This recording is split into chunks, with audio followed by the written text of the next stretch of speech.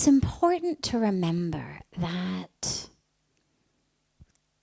on the deepest level, yes, we are consciousness. On the deepest level, yes, we are soul. Yes, we are spirit. And these bodies are just vehicles and vessels for the spirit.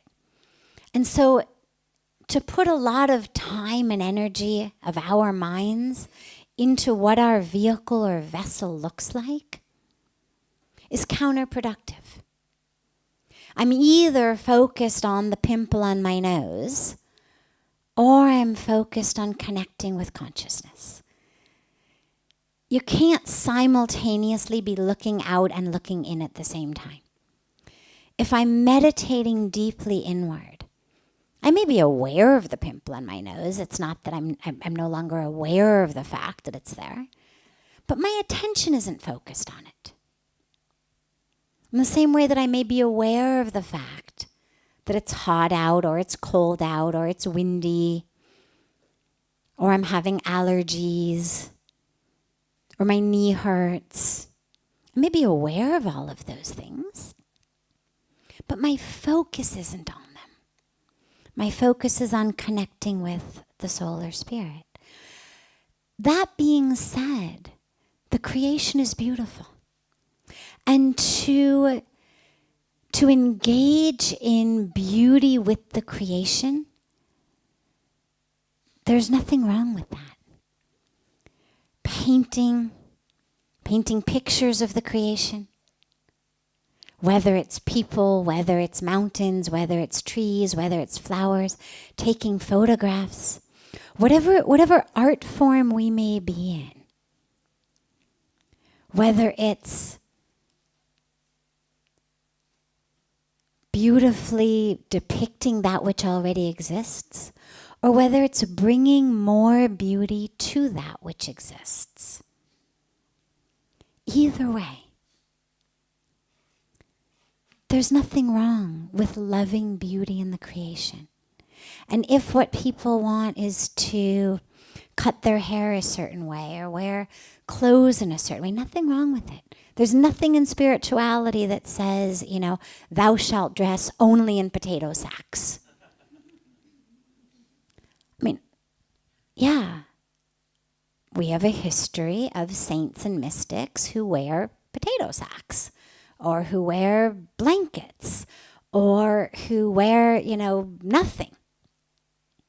There is a reason that when you go deeply on a spiritual path, you lose interest in what you're using to cover the body. Yeah, there's some level of awareness that you don't want to walk through the streets nude, but it just becomes about anything to cover the body and not about the fashion. But that's something that happens automatically. I don't know anything written anywhere, anything taught anywhere that says, thou shalt not love the beauty of your body. Thou shalt not, decorate it. If you go to our temples, our images of God, their clothes are changed every day. They've got night clothes, they've got day clothes, they've got winter clothes. I mean, really. I remember the first time I walked into a temple in the winter time and they had, little knit shawls for the deities. And I was like, really? God gets cold? You think about it, coming from a Western perspective, it didn't make any sense to me. How can God get cold? If it's just a statue, obviously it doesn't get cold. If it's God, whom we are revering, worshiping, connecting with through this image, well then again, it shouldn't get cold. But what was explained to me so beautifully was, obviously God doesn't get cold.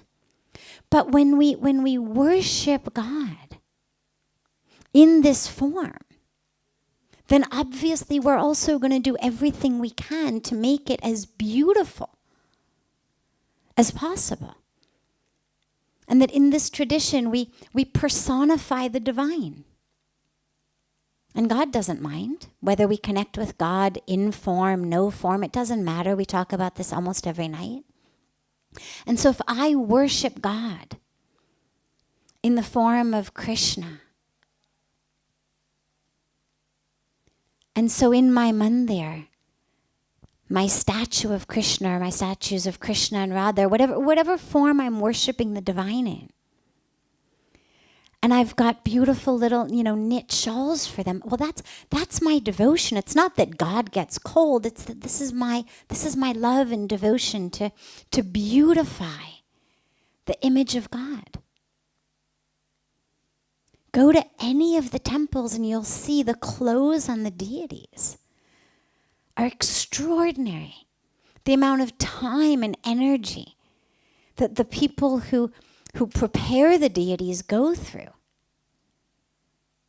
to bathe them. I mean, again, God needs to be bathed, right? But this is about, it's not that God needs any of it. It's that in our devotion, we want to make this image of the divine as beautiful as possible. And so in the same way, if you're working with fashion, if you're working with beauty, nothing wrong with it. God lives in all of us. To make ourselves as beautiful as we feel like we can. There's nothing wrong with it. As long as our motivation for doing so is not, then I will love myself. Then I will be worthy. Then I will be enough. Then these people I want to approve of me will approve of me. That's the harmful stuff. That's the dangerous stuff. That's the, oh my God, when the hairdresser did my hair, it looked so good, and for the life of me, I cannot figure out how to make it look like that again. I wish I hadn't gone to sleep. I wish I hadn't had a shower, because there is no way now that I can make my hair look like it looked yesterday. Yesterday I felt beautiful. Today I feel ugly. Yesterday I felt worthy. Today I feel unworthy. So I'm going to spend 2 hours berating myself in the bathroom with a blow dryer and a brush and a mirror and spray and gel and whatnot until I feel okay. That's dangerous.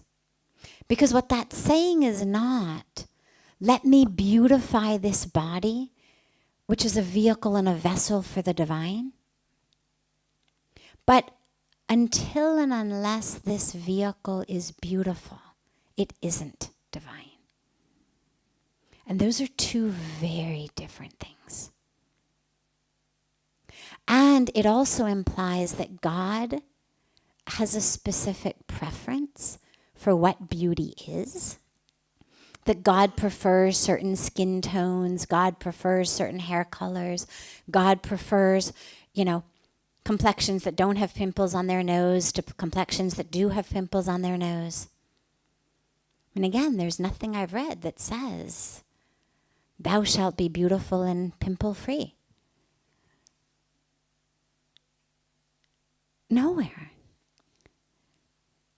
In the aim for beauty, it's to celebrate the beauty of the creation. We decorate God in the temples because God is beautiful. We decorate ourselves because we are divine. We've been created of the divine. So spirituality is not about neglecting the temple of the body. We're told over and over again, the body is a temple. We keep it clean. We take care of it. It's a temple. Now, that doesn't mean I need to use lipstick and eyeshadow and hairspray to be beautiful. We all have different ways of doing it.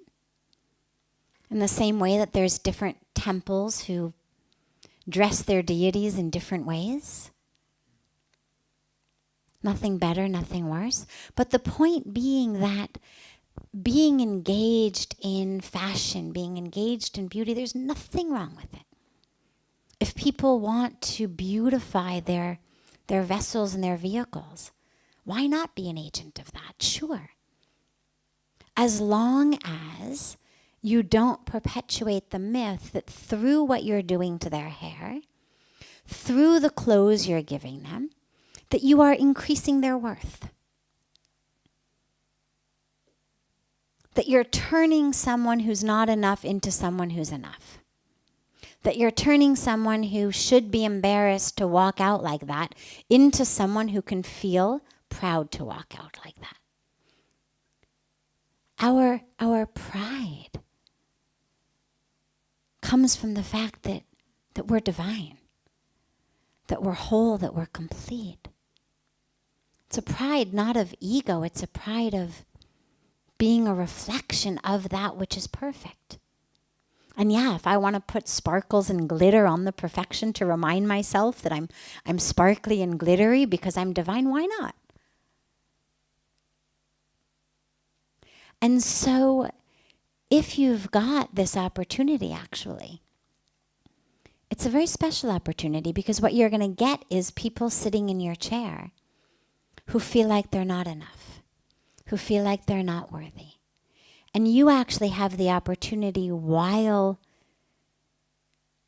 giving them what they've come in for with their hair, with their fashion, a teaching. Yeah, okay, you want it straight, I'll straighten it. You want it curly, I'll curl it. You want it longer, we'll put extensions. You want it shorter, I'll cut it. But while they're in your chair, they're yours. Really. And if the goal is to touch and to teach people, well, get them however you can. Whatever your soapbox may be. If you've got something to teach and something to share, you don't have to sit on a cushion on a stage and wait for people to come. If you've already got an avenue to share something with people, share it. Whether you're cutting their hair, whether you're dressing their bodies, whatever you may be doing, use that as an opportunity to help them feel beautiful about themselves long before their haircut is done, long before their clothes have been changed. And that's a special opportunity. So no, I wouldn't worry about changing professions. Sure, if something else lands in your lap and you decide that you love it even more than what you're doing, change. But there's nothing short of violence, corruption, environmental destruction that's an unspiritual career. You can use pretty much any career as a way to further your own path and as a way to connect with others. You can do it as a waiter or a waitress, engaged in dialogue with people you're serving, even just bringing smiles to people. I mean, literally, you can do it as anything. The scriptures are full of stories of, even low caste, low class workers, cobblers, who were great expounders of the Vedas. And you could say, well, God, people are just going to him to get their shoes fixed. Isn't that sort of a materialistic type of thing?